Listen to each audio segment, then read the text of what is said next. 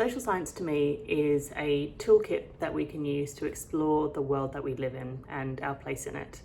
Social science can give us a language and a framework for understanding the way in which things might change in our world, but also the way that things can stay the same.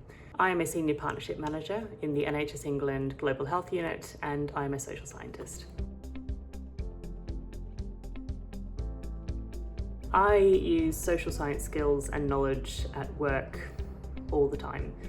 One of the things that we talk about quite a lot in social anthropology is this idea of reflexivity or positionality, how the things that you might bring to the table will impact the kinds of data you're able to collect and the relationships that you make and the way in which you might move through a particular situation in your field site.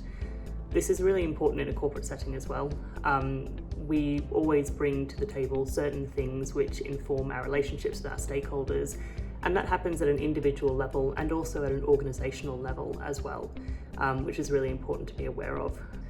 I think as well in the social sciences we often talk about power, we talk about inequality and we talk about iniquity, and we're looking for new ways to explore those dynamics.